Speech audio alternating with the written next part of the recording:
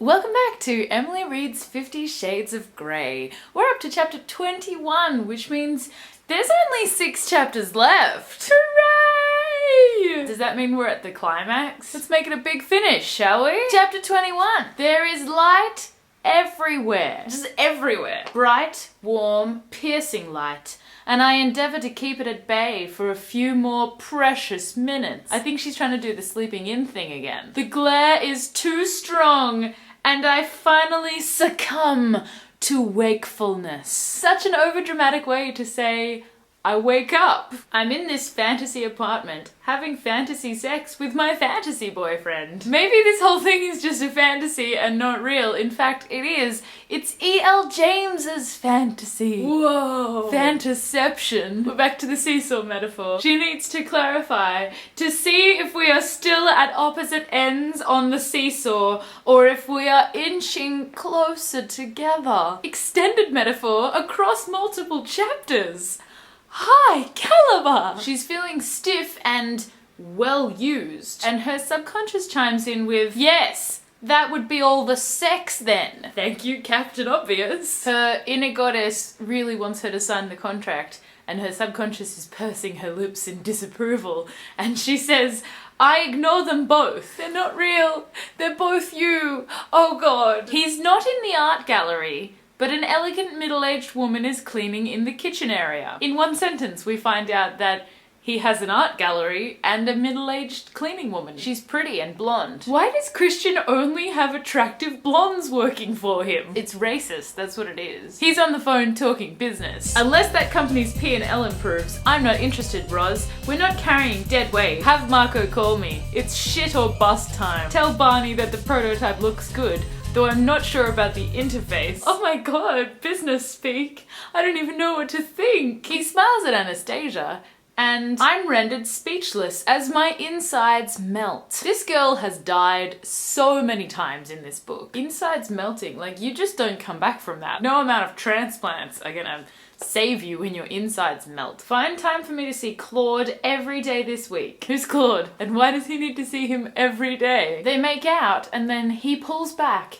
His eyes hooded. Hooded. I suppose it wouldn't be a sex bed if he didn't sweep everything off his work desk and make love to her on it at least once. And that one time is now. He happens to have a condom in his pocket and her italics think, oh, Mr. Boy Scout, because he was prepared. His grey eyes are glowing. Glowing. They should not be glowing. She's describing the build-up to an orgasm as pushing me higher. Higher to the castle in the air. I have a castle on a cloud. I am all sensation. She has no physical being anymore. She's just sensation. She's Icarus again. I cry out a wordless, passionate plea as I touch the sun and burn. She flew too close to the sun. I slowly materialize back on Earth. This is like supernatural lovemaking. She melts, she's all sensation, she's in the sky. You completely beguile me, Anna. I'm the one beguiled, I whisper. Everybody is beguiled. You, full stop, are, full stop, mine, comma, he says. He asks if she's sore and she says yes.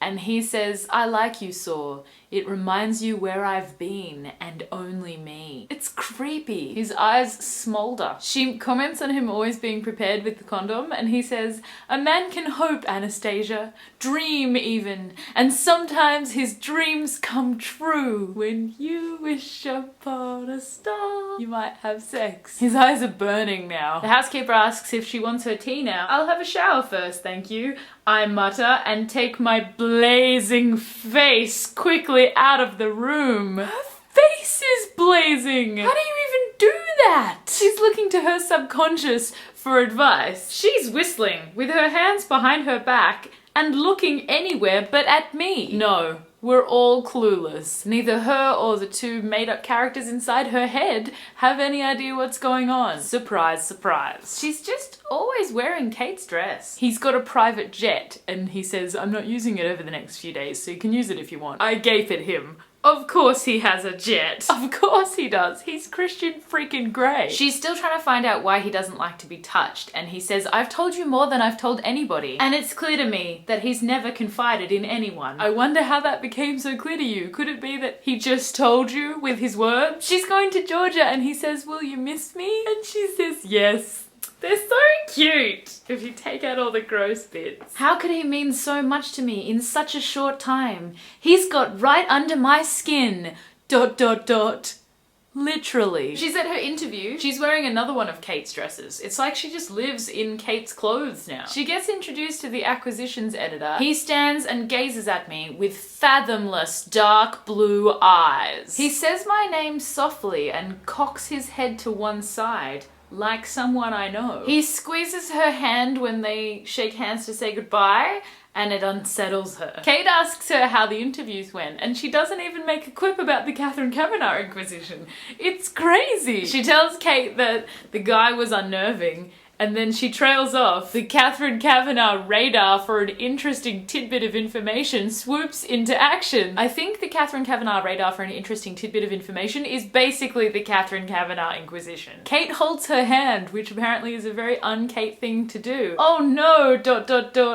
Tears threaten. When people hold your hand, you have to cry, right? Whatever issues you're having with Mr. Moneybags, you can talk to me. That sounds like the words of a really understanding and supportive friend, right? I blink back tears. She's wondering if Christian Grey actually has feelings for her. I switch on the mean machine and there are no messages. Ah. Kate drives her to the airport. She checks in for her flight and they tell her, you've been upgraded to first class. Damn Christian Grey, interfering control freak. He just can't leave well enough alone. She's obviously super grateful for the upgrade to first class. End of chapter 21.